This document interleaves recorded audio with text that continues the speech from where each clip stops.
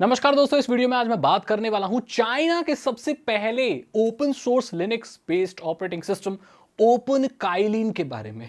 Open Kaelin जो UKUI पर चलता है। सोचो, चाइना ने कोई ऑपरेटिंग सिस्टम बनाया है, डेटा कलेक्ट करने का साधन बनाया दोस्तों।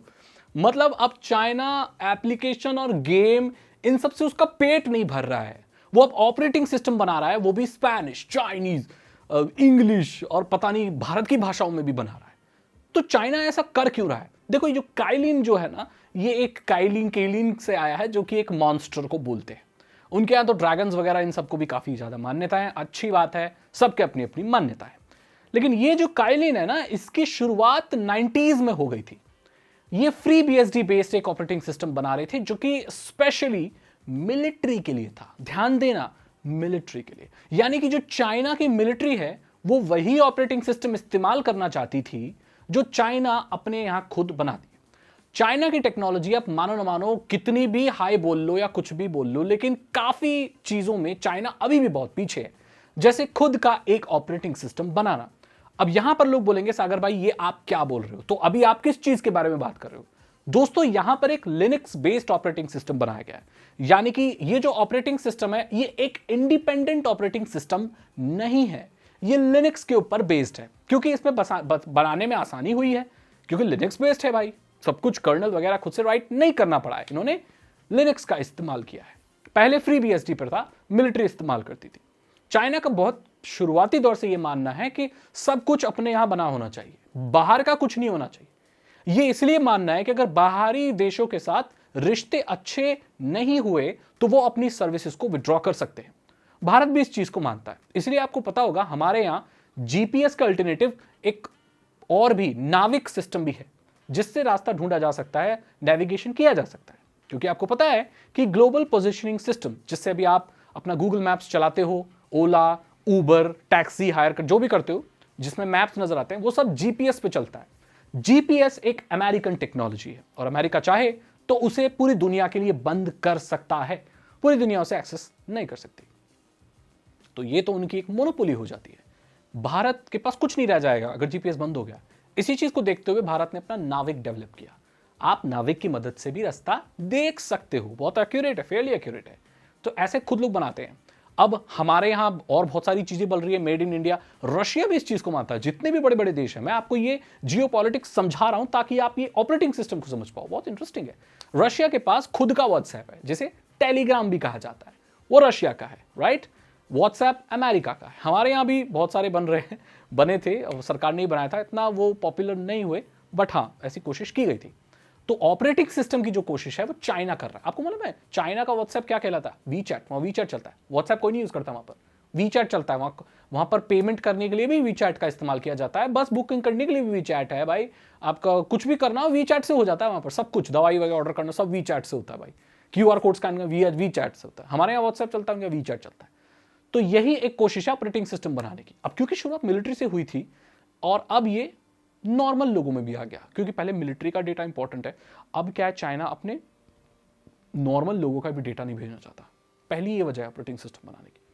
वो चाहता है, उनका इंटरनेट भी खुद ही कर रखा है उन्होंने, एक पूरी बाउंड्री के अंदर कर रखा है। जो भी सर्विस उन्होंने चाइना का इस्तेमाल करो, जो भी इंटरनेट में चाइना का इस्तेमाल करो। बाहरी इन्फ्लुएंस उसमें बहुत कम है, ना के बराबर है। बाहरी लोग कॉन्टैक्ट भी नहीं कर सकते चाइना वाले लोगों से मोस्टली। और नॉर्थ कोरिया की तो बात ही भूल जाओ, वहां तो सोच भी नहीं सकते आपके बाहर का इंटरनेट पहुंच भी सकता है। वहां तो लोग आज भी 80s में जी रहे हैं यार। रेडियो सुनते हैं भाई लोग बैठ के, इंटरनेट भी नहीं है, बहुत जगह लाइटें नहीं आती, करंट नहीं आता, कुछ नहीं आता। और वो बाहर इसलिए नहीं जाता क्योंकि वहां जो भी मीडिया है, जो भी न्यूज वगैरह है, वो सब किंग जोंग डिसाइड करता है भाई। खैर जो भी है, चाइना इतना भी बंद नहीं है, बट फिर भी है। अब ये दूसरी एक और चीज भी हो सकती है कि शायद ये पूरी दुनिया का डेटा कलेक्ट करना चाहता है। आप में से कितने लोग हैं जो खुद का लिनक्स डिस्ट्रो बना सकते हैं? आई एम श्योर बहुत सारे लोग होंगे, कैपेबल होंगे, जो मुझसे भी ज्यादा कैपेबल हैं, या बड़े बड़े प्रोग्रामर्स से भी ज्यादा कैपेबल हैं, जो खुद का लिनक्स डिस्ट्रो बना सकते हैं। प्रीटी श्योर, बट वो बहुत कम लोग ही होंगे। ज्यादातर लोग इन डिस्ट्रोज को डाउनलोड करके यूज करना जानते हैं, और ज्यादातर लोग बॉदर भी नहीं होते कि उसमें चेक कर सके कि इंटरनल कोड क्या है। अब क्योंकि ये ओपन सोर्स है, तो दुनिया में कोई भी इसको रेक्टिफाई कर सकता है, चेंज कर सकता है, और ऐसी चीजें भी डाल सकता है जिससे स्पाई किया जा सके। हो सकता है चाइना की ये कोशिश हो इस ऑपरेटिंग सिस्टम को बनाकर कि वो दुनिया को स्पाई कर सके, ये भी हो सकता है। कुछ भी हो सकता है। तो क्या आपको ये इस्तेमाल करना चाहिए? Are you kidding me? क्या दुनिया में आपको यही डिस्ट्रो मिला?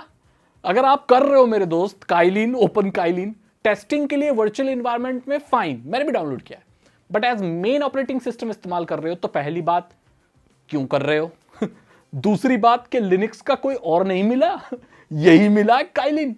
इन्होंने बनाया बड़ा सुंदर है, लिनक्स का डिस्ट्रो है, लेकिन बिल्कुल विंडोज 10, 11 को टक्कर दे रहा है, दिखने में लाजवाब है।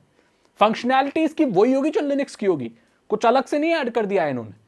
डिजाइन बड़ा अच्छा है, यूके यूआई, और आपको पता है चाइना यूआई बनाने में बहुत अच्छा है भाई, इसलिए आपने देखा होगा जितने भी चाइनीज फोन आते हैं यूआई गजब होते हैं। वो अलग बात है, ऐड आते हैं सब करते हैं, लेकिन कलरफुल बनाते हैं भाई चीज। तो मेरी ये राय है कि टेस्टिंग पर्पस के लिए fine, but as a main operating system open Kylin, are you kidding me? आपको कभी इस्तेमाल नहीं करना चाहिए दोस्त। चाइना से आई हुई चीजें दूर रहो भाई, शक की नजर से देखो, जहां भी चाइना से कुछ आ रहा शक की नजर से देखो दोस्तों। चाइना शक, चाइना शक, शक, बस यही कहना चाहता हूं दोस्तों। बाकी अगर आप चाहते हो कि आपके सामने मैं टेस्ट करूं, इसे चलाऊं, ये जोखिम अपने सीने पर लूं, तो बता देना मुझे, जरूर चेक करूंगा मैं। अगर आपको वीडियो अच्छी लगी तो इसे लाइक करें, अपने दोस्तों के साथ शेयर करें, और भी कुछ जानना चाहते हो टेक्नोलॉजी के बारे में तो आपके पास मौका है, क्योंकि साइबर सागर पे मैं आया ही इसलिए हूं दोस्तों। मोह माया छोड़ के इस चैनल पे मैं इसलिए आया हूं दोस्तों, ताकि आपकी टेक्नोलॉजी की चीजों को सॉल्व कर सकूं। और अगर टेक्नोलॉजी न्यूज देखनी है तो टेक्निकल सागर चैनल तो कहीं गया ही नहीं है। मैं मिलता हूं आपसे अगली वीडियो में। साइबर सिक्योरिटी और इथिकल हैकिंग में इंटरेस्ट है तो डिस्क्रिप्शन चेक करें, 299 रुपीज के 3 इथिकल हैकिंग कोर्सेज हैं, आसान भाषा में आपको इथिकल हैकिंग सिखा देंगे। मैं मिलता हूं आपसे अगली वीडियो में जरूर। Thank you so much and good bye.